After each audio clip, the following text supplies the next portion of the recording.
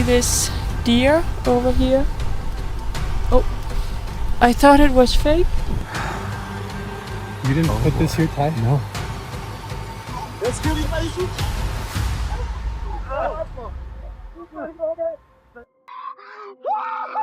We didn't make it out yet. Come on.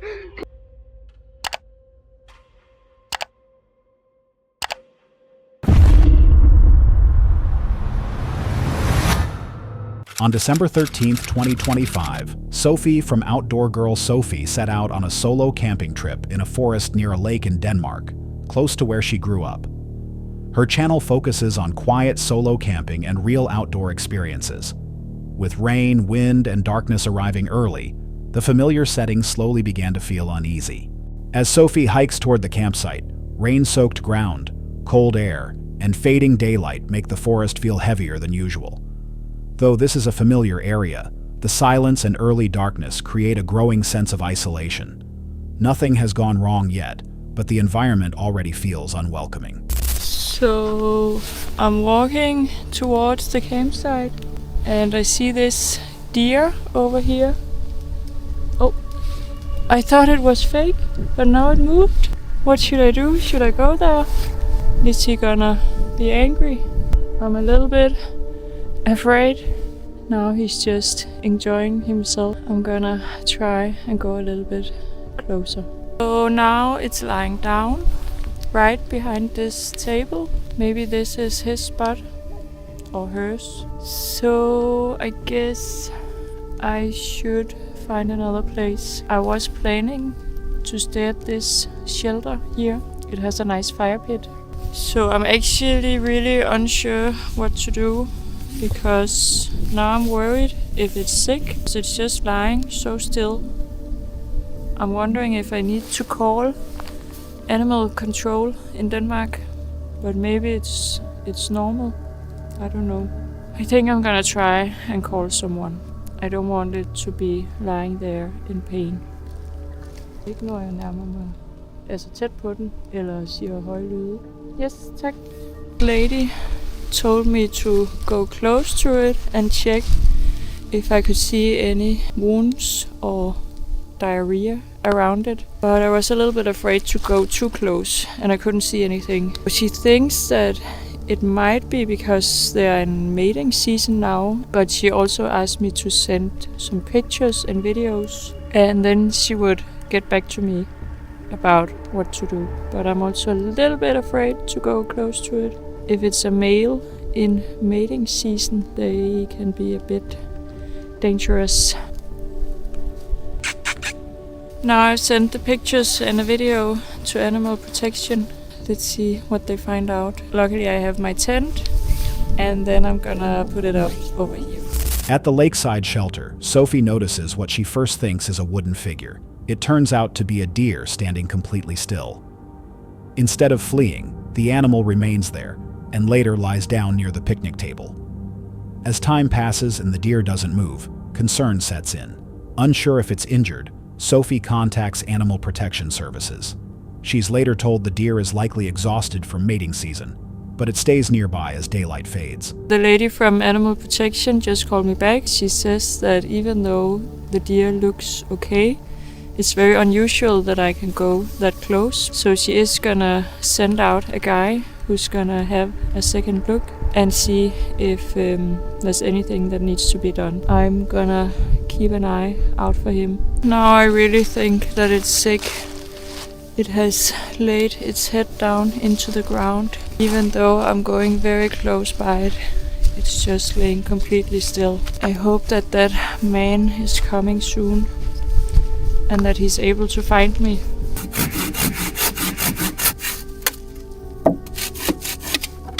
So I just called the Animal Protection and they cancelled the guy who was on his way out here.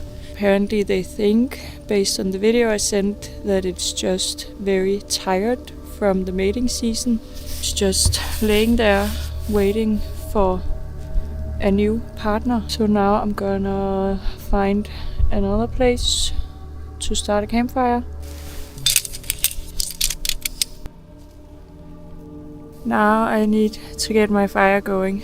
I hope that I can, even with this very wet firewood that I found. So I was standing next to the tent and suddenly I saw the deer approaching me. I ran off, or I walked away, and the deer came all the way up to the tent, starting just smelling it. And now it's eating grass right next to the tent. So I went over to the second shelter, and then I saw some eyes light up in the dark behind the shelter. So now I'm a little bit worried that maybe it's a female deer looking to meet up with the deer next to my tent. And yeah, so now I crawled into this shelter. I've always heard that in mating season you should not go near it. It's getting later and later in the evening. I haven't made a fire yet, so I cannot cook any dinner without a fire. Do you see the eyes of the deer? It is just standing right next to my backpack, eating grass.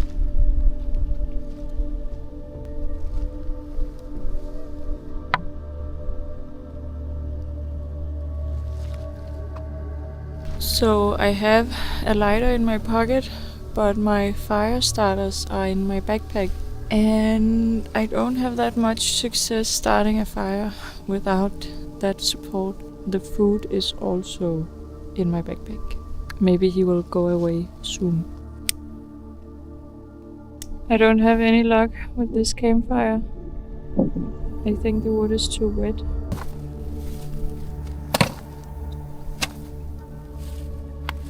I did manage to get my backpack now.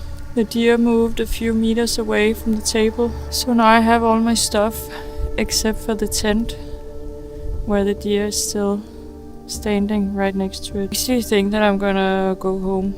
Just as I was about to get up and leave, I called my dad and he calmed me down.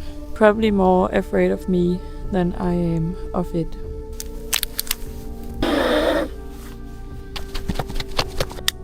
I have tried for almost an hour to get it going, and yeah, I think the wood is too wet.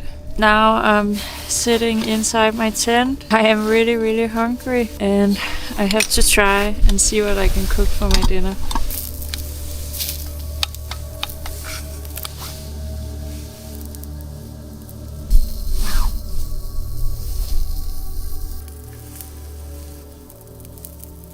After pitching her tent in near darkness, the deer approaches again, coming close to her backpack. Aware of the risks during mating season, Sophie avoids cooking outside. Wet wood prevents her from starting a fire, and she briefly considers leaving, calling her father for reassurance. When the deer finally moves away, she decides to stay. Good morning. It has been very windy this night, and I actually see that one of the pegs have come out, so the tent is kind of collapsed. Luckily I have all my gear inside of the tent where I'm sleeping, so actually nothing happened.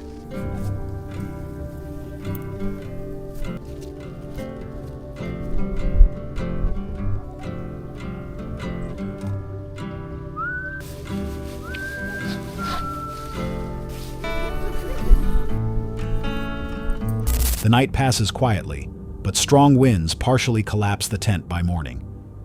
With rain returning, Sophie packs up, leaves no trace, and walks back toward the trail, ending the trip safely but unsettled. Some viewers see harmless curiosity, while others note that prolonged, fearless wildlife behavior can be unpredictable. When nature doesn't behave as expected, do you trust explanations or the instinct telling you to stay cautious? Hold on a sec. If you're enjoying this so far, make sure to hit that subscribe button. Let's continue.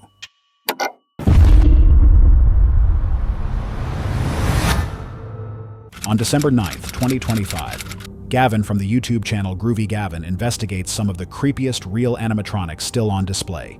His channel explores unsettling places and the psychology behind fear. Traveling across locations in the United States and beyond, Gavin sets out to understand why certain human-like machines trigger discomfort, even when no real danger exists. I'm starting in a little place you've probably never heard of called Billy Bob's Wonderland. As you can see, there's literally no one here. There's one other car that might be the owner. It is open though. Oh my gosh, here they are.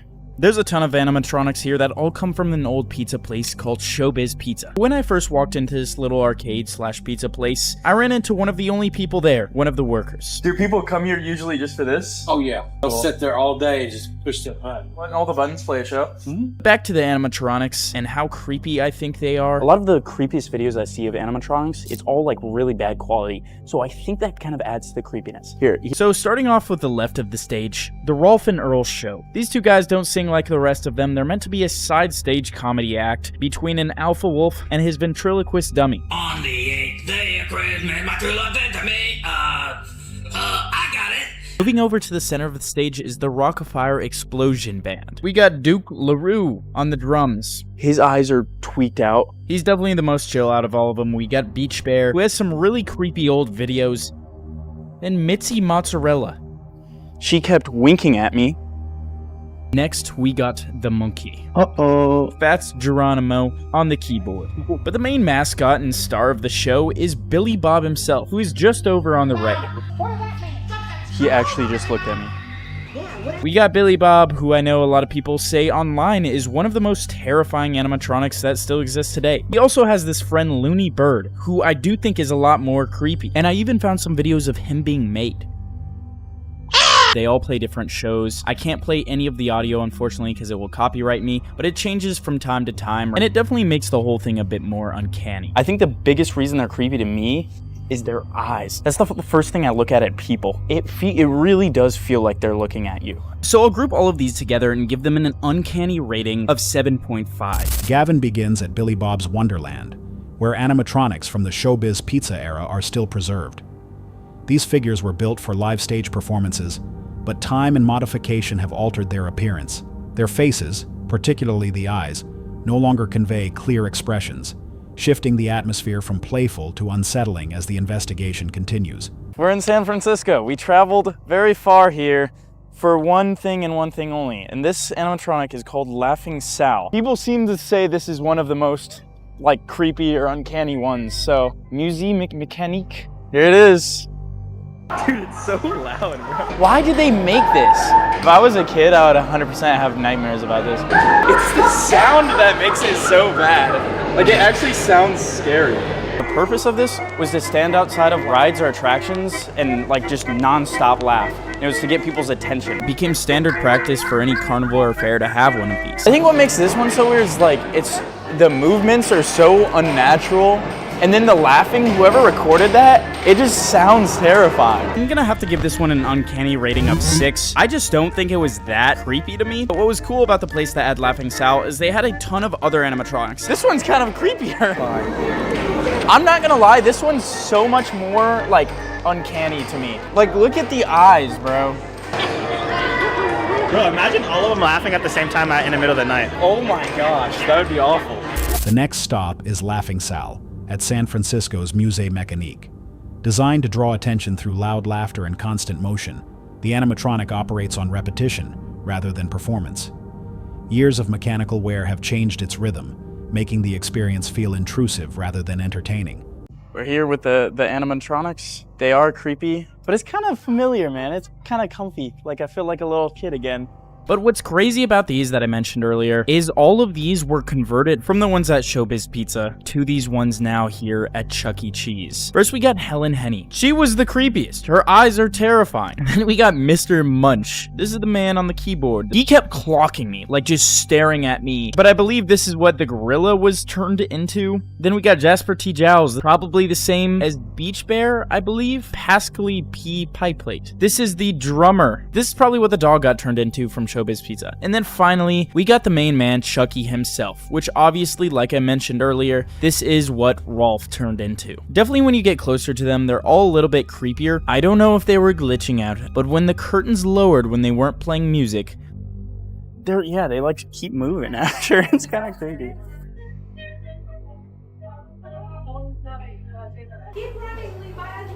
Oh shit, that's kind of scary. Oh my gosh. We see you. Is he still moving? Yeah. Why is he still moving?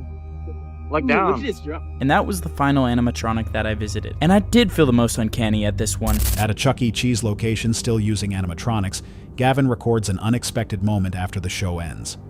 Once the curtains close, the animatronics continue to move without coordinated choreography.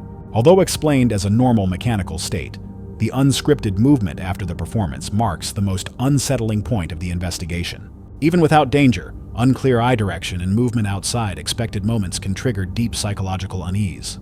When machines are built to imitate life, where does harmless design end and discomfort begin?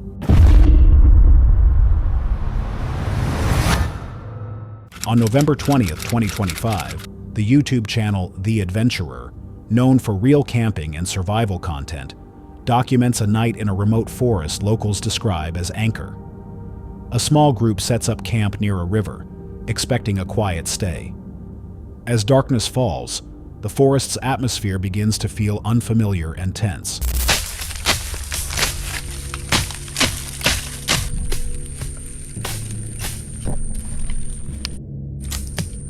Ini sih nanti kena api pula kan. Capek ya. Masih baru lagi waktunya. Masih lama lagi ya. Gas kan. Kayak mau hujan nih. Iya. Takutnya malam hujan nih Pak Ben. Iya. Tapi Pak Ben, waktu kami camping sini dulu Pak Ben, ini kan pernah nih bekas kami kemana nih? Iya. Memang angker juga tempat ini Bang. Bukan kayak lagi, rasaku iya nih Pak Ben. Iya. Awalnya lain Pak Ben. Auranya beda sama tempat lain. Iya.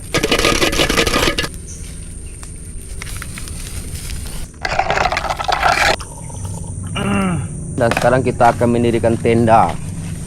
Ini ya kita taruh. Iya, ya. Pinggir sungai ini ya. Iya.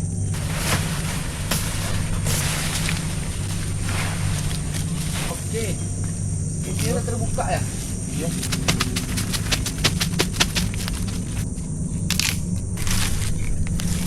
After settling in beside the river, the group rests near the campfire. Conversation turns to local warnings about the forest being different from other camping areas. Although everything appears normal, the mention of past stories changes the mood, making everyone more cautious as night approaches.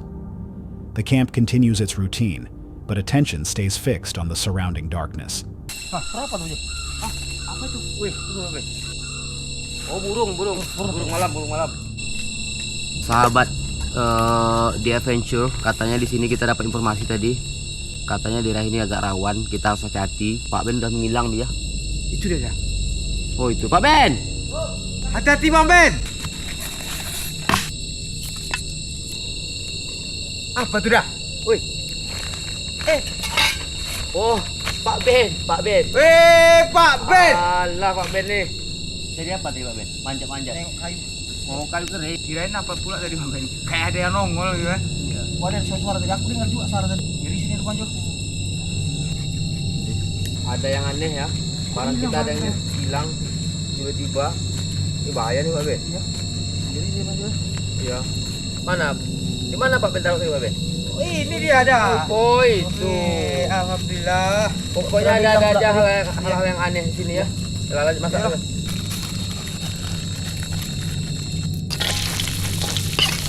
Jadi suasana di hutan ini sangat luar biasa ya, nyaman ya kan. Belakang Pak Ben tengok, itu belakang Pak Ben tuh. Tuh dia tuh. Ada bayangan Mas ya. Ada bayangan tuh. Itu tuh. Apa tuh Ben? Besar, panjang, tinggi. Iya. Wis. Oh,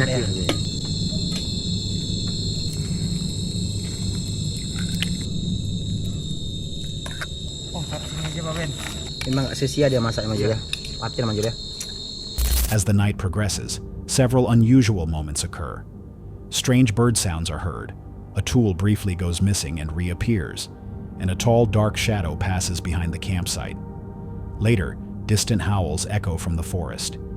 Each event is small, but together they slowly raise tension while the group continues cooking and eating. By the time the fire is rebuilt and coffee is prepared, the forest no longer feels calm. Nikmat sekali kopi malam ini kan. Cuman kita nggak boleh terlalu apa namanya euforia. Iya. Karena kan tadi kan ada juga pemberitahuan dari warga. Ya pas kita ke sini tadi. Pak Ben. Apa Bu? Pak Ben.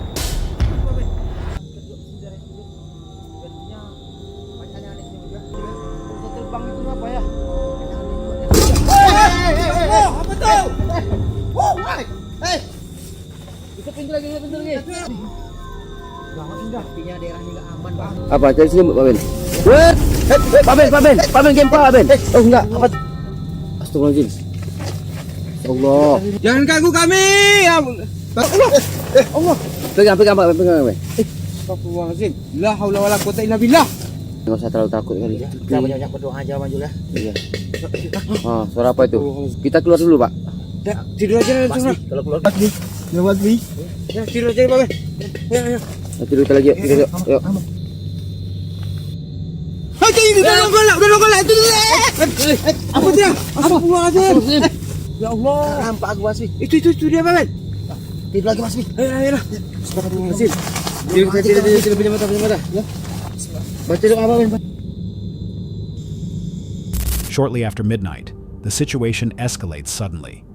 Several items are thrown upward and pushed away from the campsite, creating immediate confusion. In panic, the group rushes into the tent, but moments later, the tent itself begins to shake violently. Overwhelmed with fear, they decide to stay inside, praying quietly and closing their eyes to endure the night.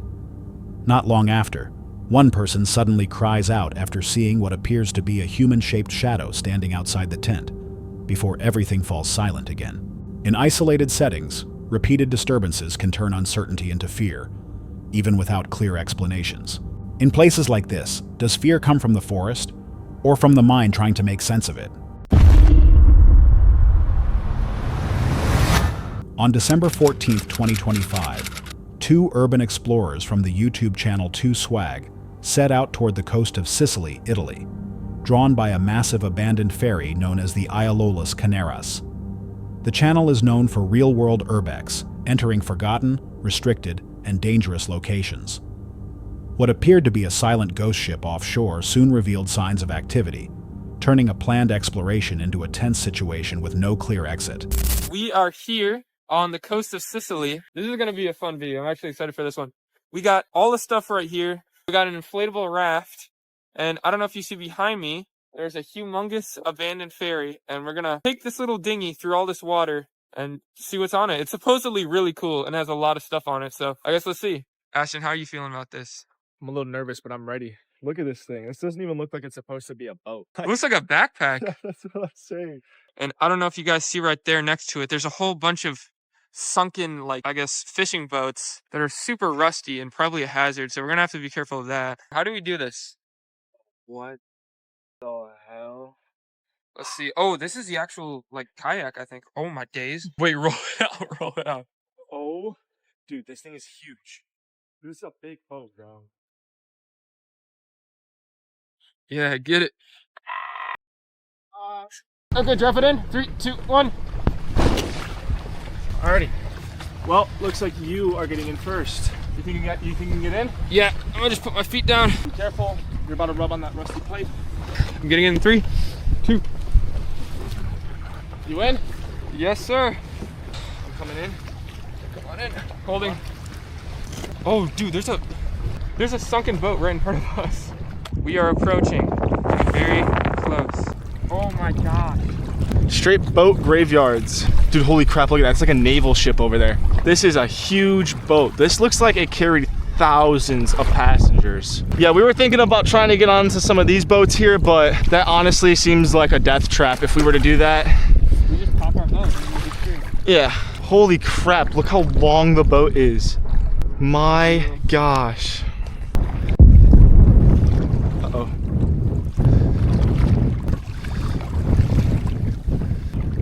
I think that's security, dude. Dude, that's a brand new generator.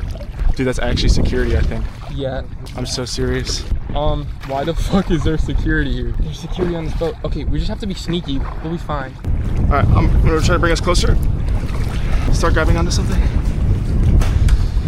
All right, don't let it scrape, don't let it scrape, don't let it scrape.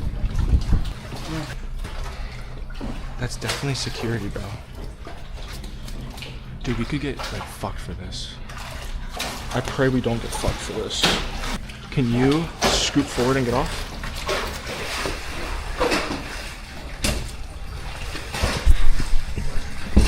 After reaching the shore, the group inflates a small raft and heads toward the ferry.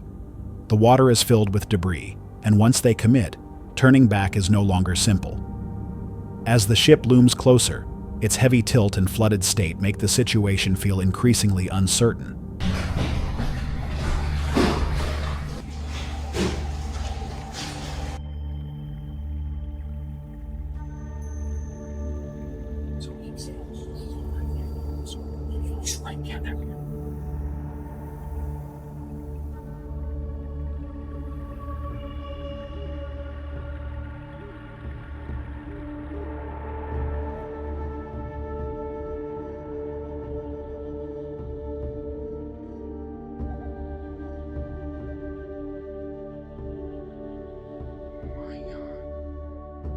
We're barricaded in. They're all workers. They have Ankor on and shit. You can see them. After seeing that this place was crawling with workers, we decided to try and find a way outside onto the upper levels without being seen. Let's go out here.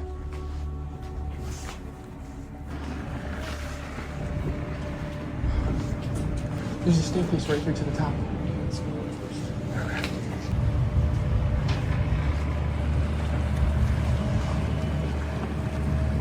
Look at these ships though. They've probably been rotting here for like decades. How long? Probably like a few years. Do you think there's anything left on them? Dude, if we get on that thing, it's like collapsing. Instantly sinking as soon as we hop on it. I don't think a single boat here.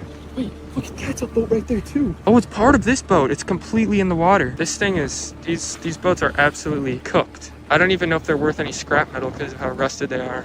Let's go up. Let's do it. I'll go first. Bags, even throwing a bunch of stuff. Go. What? Oh yeah. It's the captain's wing. Oh, wow. There's another boat right next to us. Look at that. Footprints. It's still all in here, no way. Holy shit. Bro, this is so cool.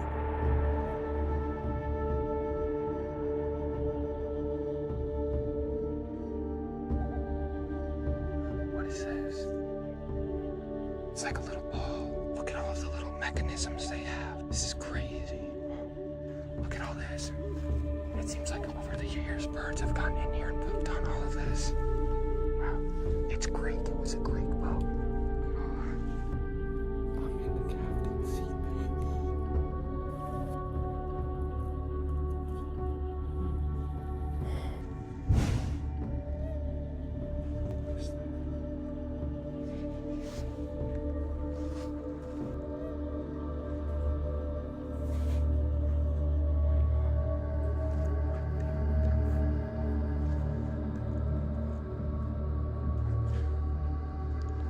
Let's just stay in here for a bit.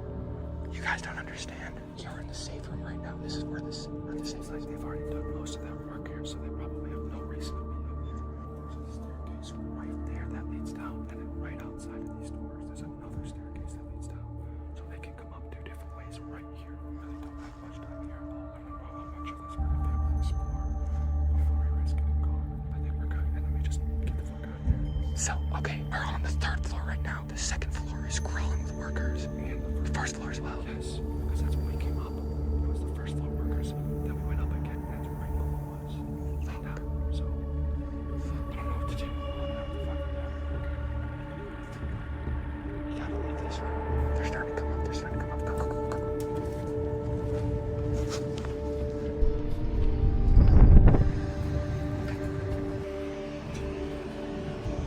Look at the ship next to it. It's completely falling in the water. It's honestly really cool. It's crazy how they just left all these here. I'm pretty sure the ferry is the newest one out of all of them. But enough dilly-dallying. There's a worker right up there. I don't know if we're gonna get the seats and shit. Can we go down a level right here? The level below is flooded. Right. Okay, we gotta think about it from their perspective. They're on a boat. They don't expect any people to be here, right? But the second they see us, we're done. But, okay, what if they think we're just workers? Like other workers? None of them are wearing vests. Near the hull, they spot a running generator and a man moving below deck, confirming the ship is not abandoned. Still, they secure the raft and climb aboard.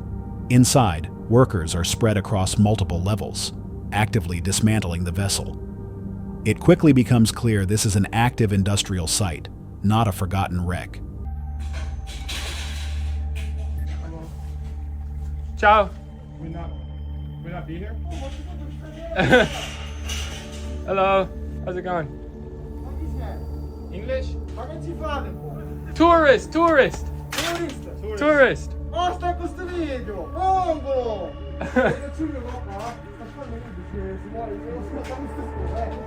Hello.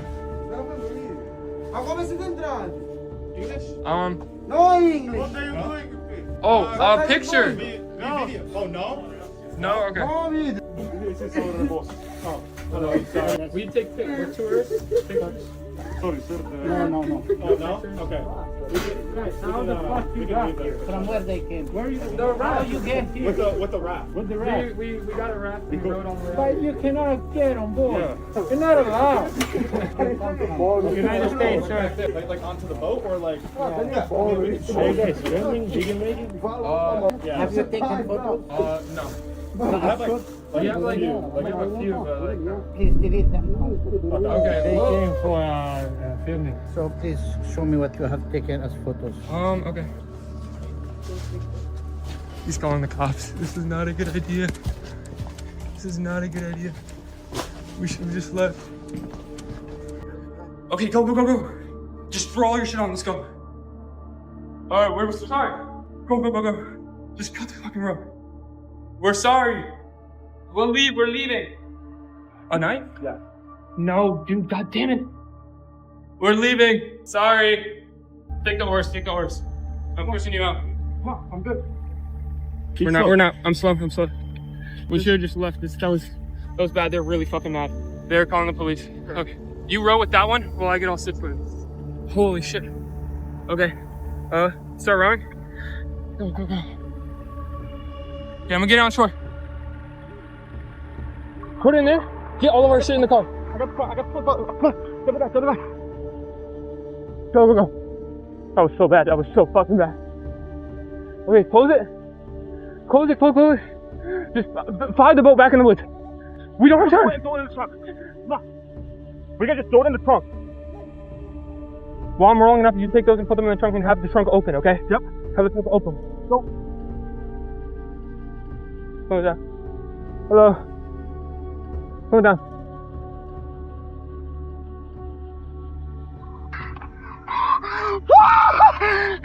We didn't make it out yet. Come on. Yes. Let's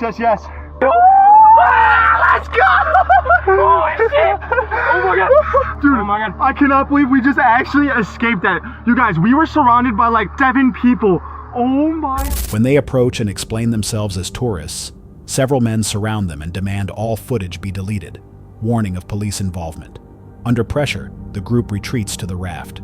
Struggling to untie the rope as voices rise behind them, they finally break free and paddle away, ending the encounter in a rushed escape. The urgency to erase footage, combined with the rapid escalation, raises questions about what activities were truly authorized on the ship. Were the explorers simply trespassing a restricted site, or did they interrupt operations that were never meant to be recorded at all? On October 9th, 2021, professional downhill rider Loic Bruni lines up with more than 150 competitors at the Red Bull Campo Madness. Uploaded on the Loic Bruni YouTube channel, the video is filmed entirely from a GoPro, placing viewers inside a mass start downhill race, where speed and risk collide. What begins as an explosive launch quickly turns unpredictable, as narrow lines, dust, and human error shape every second of the descent. As the course steepens, the race compresses even further. Riders push past one another at close range, each move dependent on timing rather than space. In a single moment, the group is left stunned as something unfolds that no rider ever wants to see.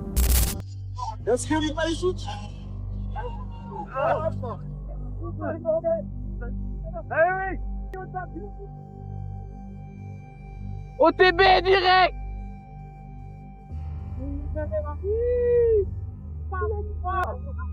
Oh, ça va, excuse. Allez les gars, soudez! Allez, on s'entend bien!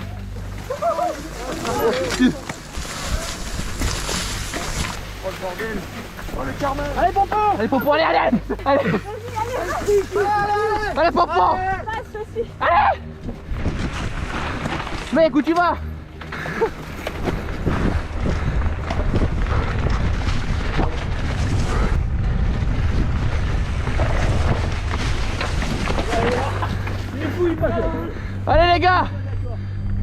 Magnifique, magnifique. Laisse-moi aller.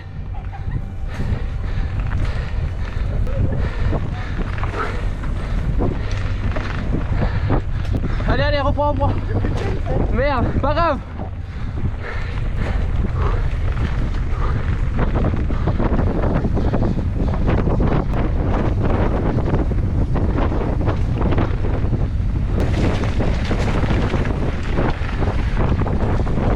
Baby.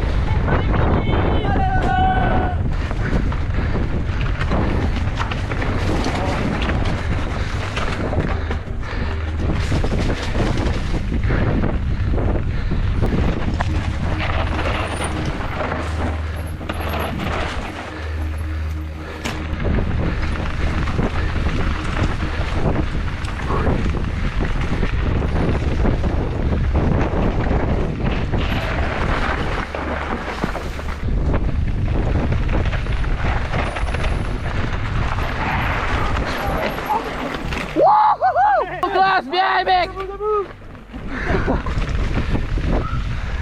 Il y a de la casse.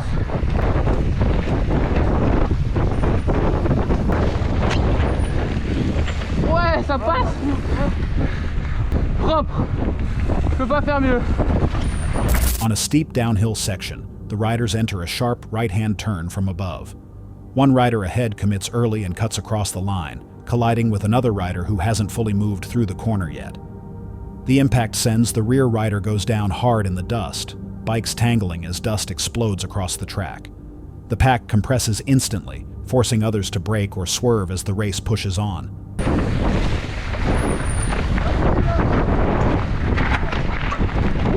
Excuse. Allez, allez mec.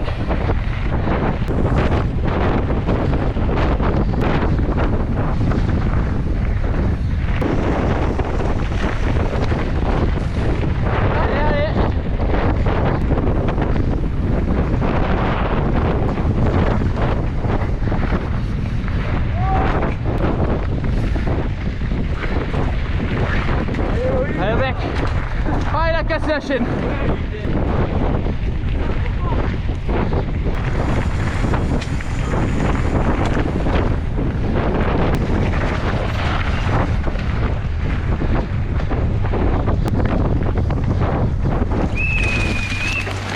Oh, il a déjà brûlé. Putain, laisse-le passer. Putain, rien t'inquiète.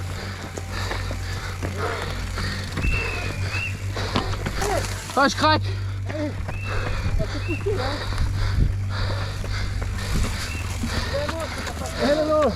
Ah, je suis mort.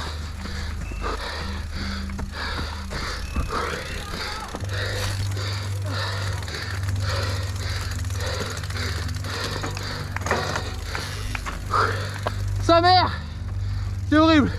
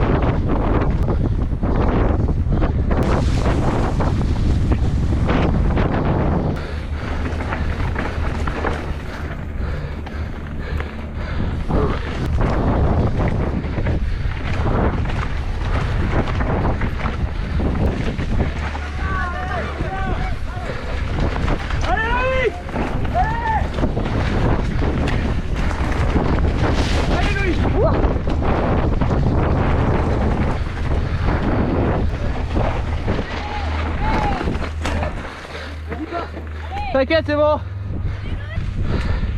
Excuse mec. Ouais, j'ai mal. Ouah.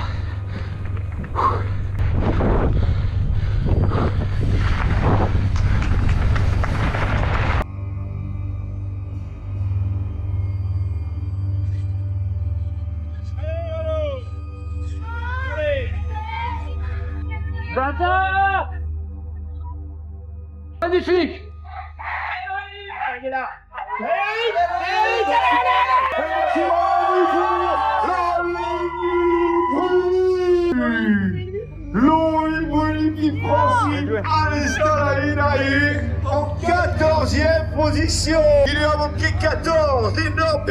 In the final section, fatigue sets in.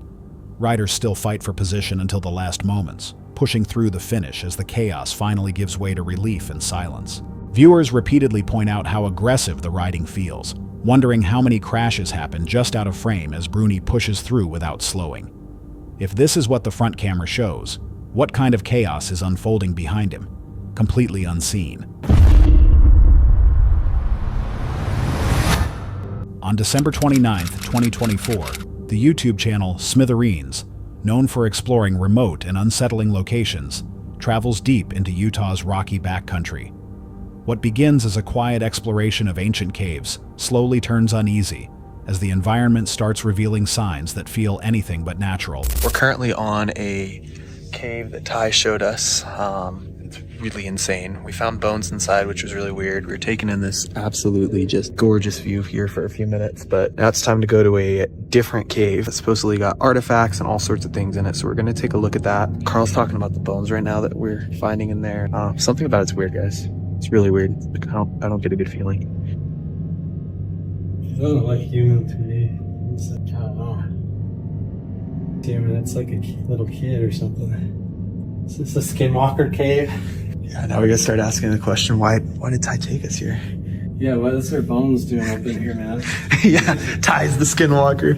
Dun, dun, dun. Yeah, you lured us in here for this. That's creepy, man. That's pretty creepy. It's specifically put there for sure. Somebody placed those things. Yeah, it's weird, just the little alcove.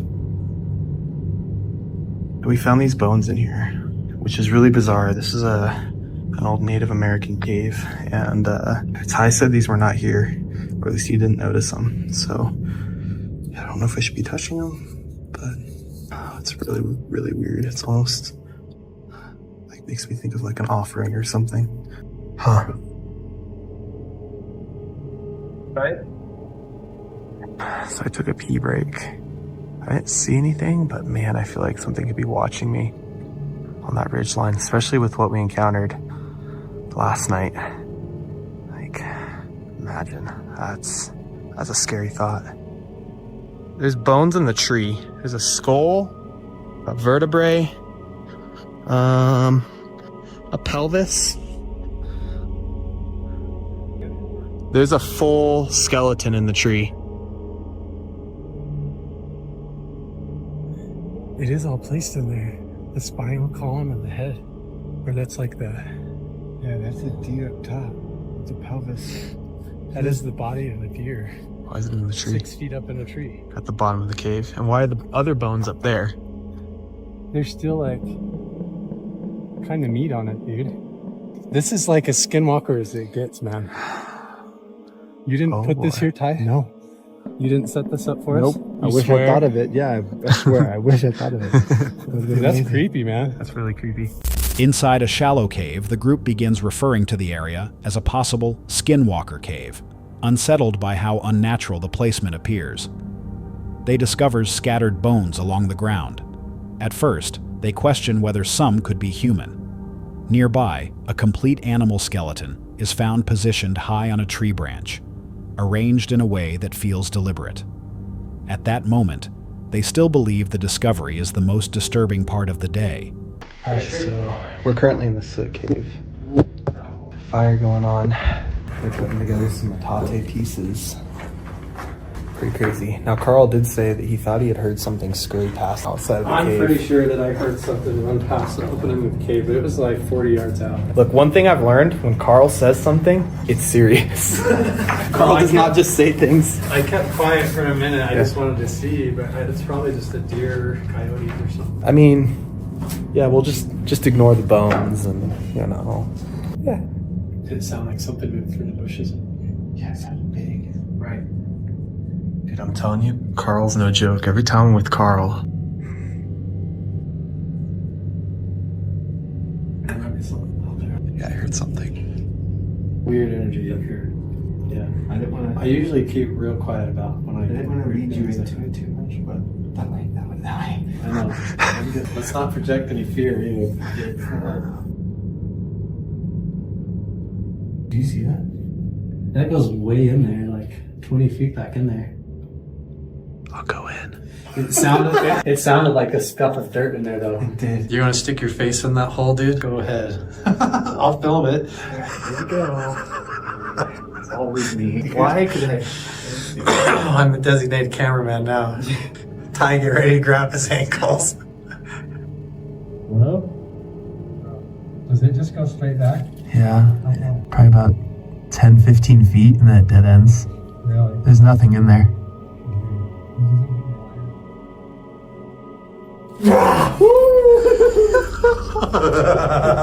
It only got me a little bit. There's a snake in your boots. There's a snake in my boot.